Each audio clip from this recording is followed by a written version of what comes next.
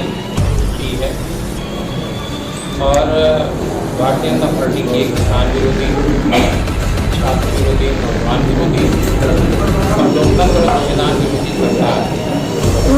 अगर आज पूरे देश में भी संविधान सब कह रहे थे पूरे देश में कल रहता हुआ दूसरा तो आज नहीं। राहुल गांधी जी की बाड़ी भारत जोड़ो यात्रा नहीं है, जिससे हम लोग को प्रभावित इस तरीके से देश के एक छोर से दूसरे छोर तक उन्होंने लोगों को जानने का प्रयास किया, तो हम सब के अनुकरणी है और उनके नेतृत्व में आप सबके नेतृत्व में परिजनों के नेतृत्व में हम लोग इच्छा प्रयास होता है। धन्यवाद। हमारे एक नेता थे मजलूम है, उसका नाम जानते हैं? मजलूम है वो शख्स थे राष्ट्रीय दुनिया के बाद जो सबसे बड़े समाजवादी चिंतक थे और जब वो संसद में प्रवेश करते थे और उनके हाथ में कुछ कागज होता था तो मंत्री लोग डरने लगते थे, पता नहीं किसकी आज खाट खड़ी होगी। मजलूम ने अपनी मौत के समय 1995 में आखिरी लेख लिखा और उस लेख में उन्होंने चेतावनी दी। यद्यप जब पूर्व में जनसंघ की और समाजवादी पार्टी की समझौता हुआ था तब उसका विरोध करने वाले अकेले आदमी का नाम था मजलूम है, लेकिन डॉक्टर लोहिया ने दबाव डाल दिया तो चुप हो गए।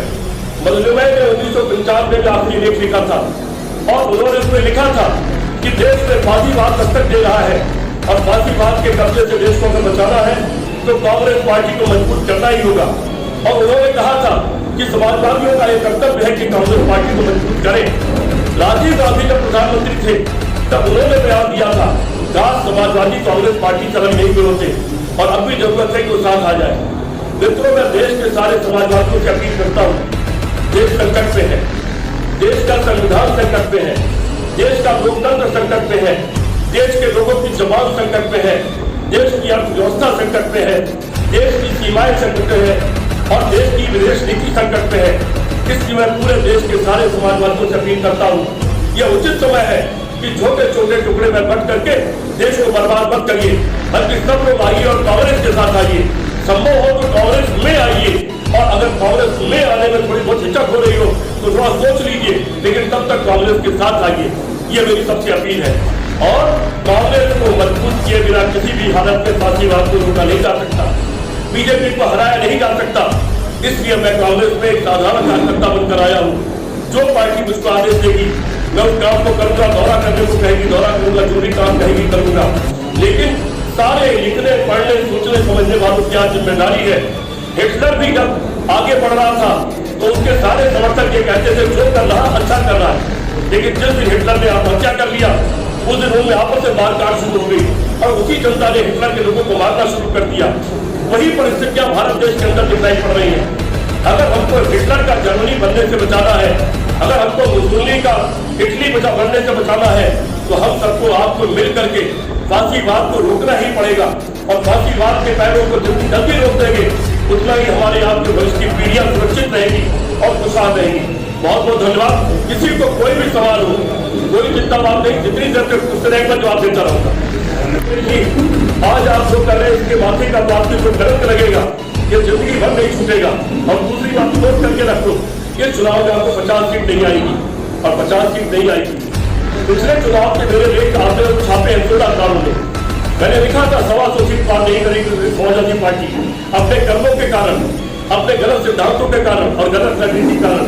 लेकिन 126 तो नहीं हुई ना, वो तो और रिकॉर्ड मौजूद है।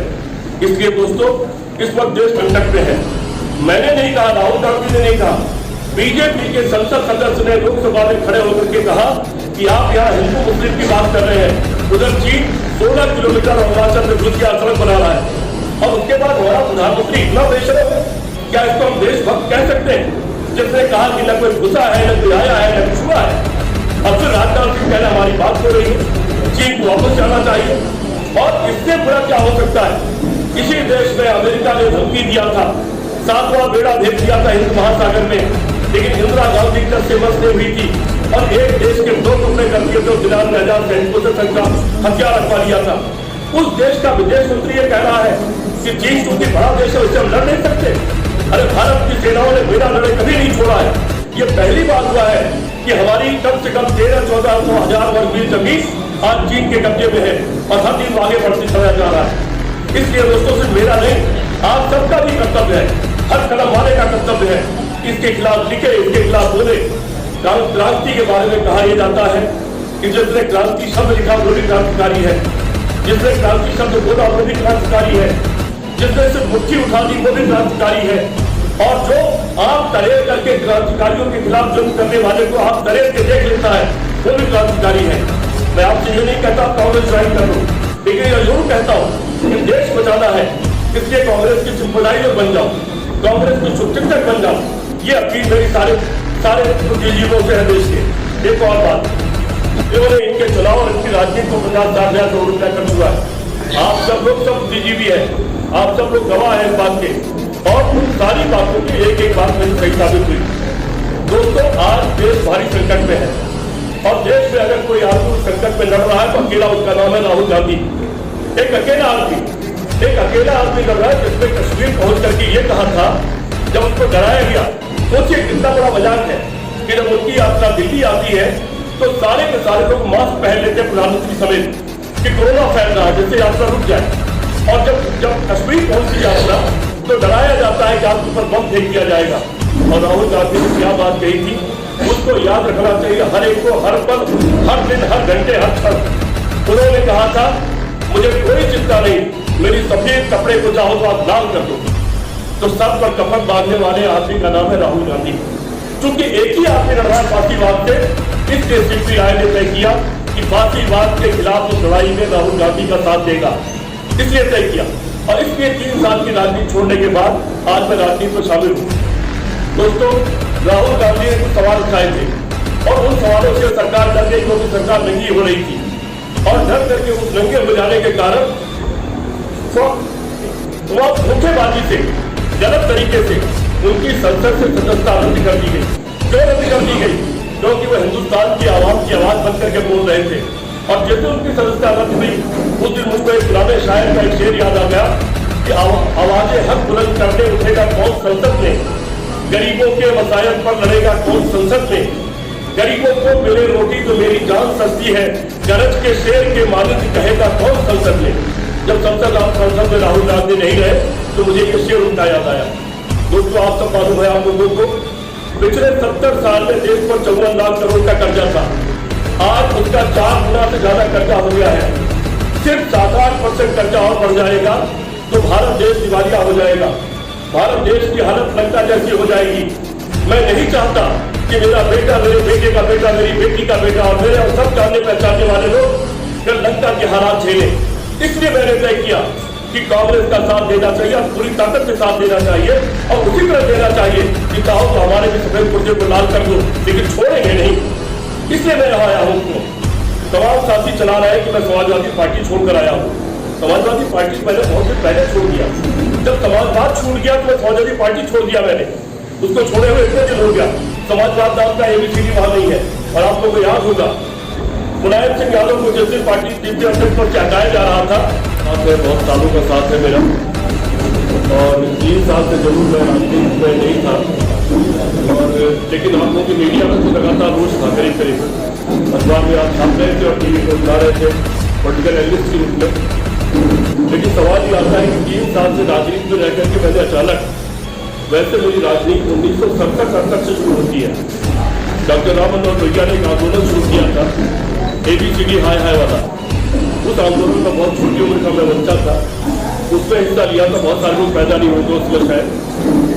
राजनारायण एक मेरे नेता थे, उन्होंने मुझे पहली बार अपनी कलम से सदस्य बनाया था सोशलिस्ट पार्टी का, और जब तक राजनारायण की जिंदा रहे तब तक मैं उनके साथ रहा। गंगा के घाट पर उनसे मेरा साथ छूटा, और उसके बाद राजनारायण जी के सारे लोगों ने मुलायम सिंह का साथ आ गए। सारे लोग, जनेश्वर मिश्रा, रमाशंकर कौशिक, भगवती सिंह, मोहन सिंह, प्रत्युषा तिवारी इत्यादि बड़ी फौज थी। और फिर उसके बाद मुलायम सिंह के साथ हम लोग थे। मुलायम सिंह के निधन तक मेरा उनका व्यक्तिगत रिश्ता अपनी जगह पर था। सवाल ये आता है कि 3 साल से राजनीति छोड़ने के बाद आज अचानक मैंने कांग्रेस पार्टी में आने का फैसला क्यों किया। लोग तो उस पार्टी की तरफ जाते हैं जहाँ सत्ता होती है, और ऐसा नहीं कि वहां से हम जैसे लोगों को बुलावा नहीं आता या आया नहीं, लेकिन जो हम लोगों ने बचपन से सीखा था, सबसे पहले बाजी घाट, पिछले बाजी 100 में 60, जो हमने सीखा भैया प्रेस कॉन्फ्रेंस एक ही चलेगी, एक ही प्रेस की रहेगी, बाद में बात कर लीजिएगा। तो जो हम लोगों ने सीखा था शुरू से कि जब तक मूस और नींद की खाई नहीं पट जाएगी जब तक छोटे और बड़े के बीच का भेद नहीं मिट जाएगा तब तक एक देश की आज़ादी सच्ची नहीं मानी जाएगी। तो चूंकि बहुत छोटी उम्र से उन नारों को लेकर, उन सवालों को लेकर के मैं राजनीति में हूँ, इसलिए वैचारिक चीज अपनी नहीं छोड़ पाया। और आप जितने साथी मेरे साथ सोशल मीडिया पर जुड़े हुए हैं, 37-38 लाख लोग आपको मुझे पढ़ते हैं लगातार, तमाम लोग इसमें कई की संख्या रहती है। आप देख रहे होंगे कि सरकार बनने के बाद भी 2013 में मैंने कह दिया था कि फांसी वाद दस्तक दे रहा है, और 2014 में 16 मई को 13 घंटे में टीवी पर था लगातार सुजीत चौधरी के प्रोग्राम में।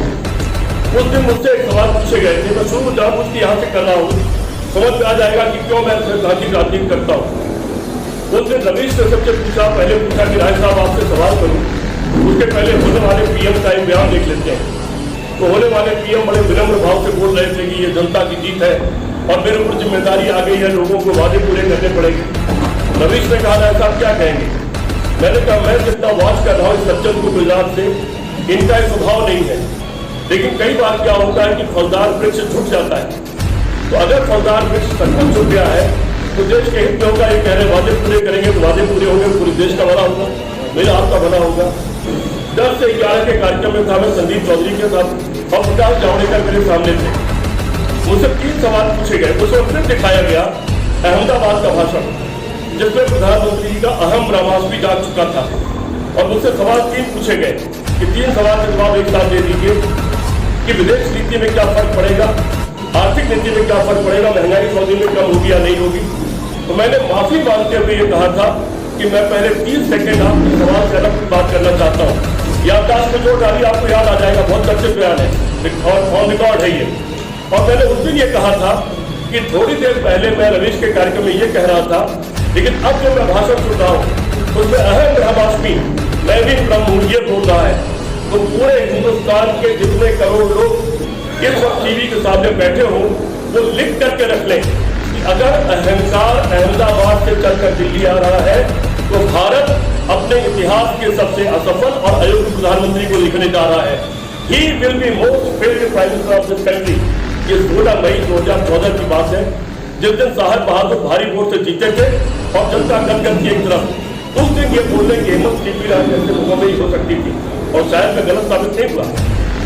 विदेश नीति पर मैंने कहा था कि विदेश नीति को तय करते हैं जो 100 साल आगे देखते हैं, 50 साल आगे देखते हैं, लेकिन आरएसएस की पूरी जमात हमेशा 5 से 8 साल पीछे देखती है। इसलिए अगर ये कांग्रेस की बनाई हुई विदेश नीति को कायम भी रख पाई तो इनका भारत देश पर बहुत बड़ा एहसान होगा, अन्यथा ये बर्बाद कर देंगे। और आर्थिक नीति पर उस दिन मैंने ये कहा था इसका फैसला 6 महीने बाद होगा, जब ये तय हो जाएगा कि ये सरकार जिनकी आई है ये उस जनता के साथ है जिसने सरकार बनाई है। इन तमाम मुद्दों को देखते हुए आज हमारे साथ भारतीय जनता पार्टी में विधायक रहे 2017 तक,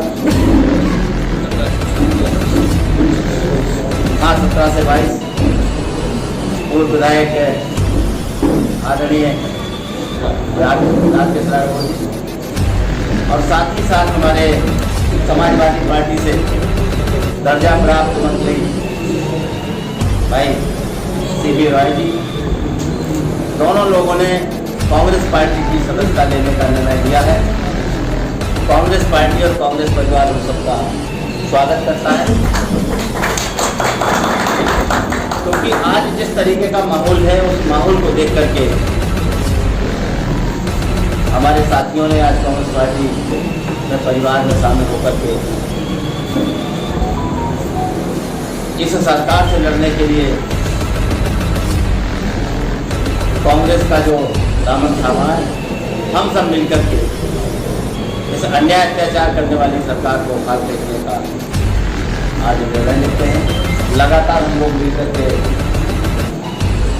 लड़ाई लड़ेंगे और आज ये भी तय करते हैं कि लगातार तमाम दलों से लोग कांग्रेस पार्टी के साथ अनवरत शामिल होते रहेंगे और ये कांग्रेस परिवार प्रदेश और देश की लड़ाई लड़ने के लिए तैयार है। बहुत बहुत धन्यवाद, आप सबने हमें मौका दिया है। उन्होंने अपना समय हमें दिया है। आज का माहौल है बहुत ही सोचनीय है, देखने लायक है। उत्तर प्रदेश की सरकार जिस तरीके से अपने एजेंडे पे लगातार आगे बढ़ रही है, उससे पूरे प्रदेश में रह रहा कानून नाम की कहीं चीज नहीं है। पिछले हफ्ते से लेकर के अभी तक लगातार दर्जनों हत्याएं हो चुकी हैं, चाहे बेटी हो, चाहे परिवार हो, चाहे सरकारी संरक्षण में हुई हत्याओं का अगर सिलसिला देखें तो लगातार जारी है। कल की घटना आपके मुख्यालय लखनऊ में हुई है। ये जिस सरकार के कानून व्यवस्था की धज्जियां उड़ाती है, क्या एजेंडा है सरकार का, वह पूरा प्रदेश धीरे धीरे जानता जा रहा है।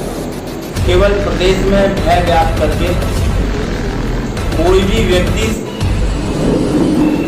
विकास के बारे में न पूछे, कोई भी व्यक्ति कानून व्यवस्था पर सवाल न उठाए,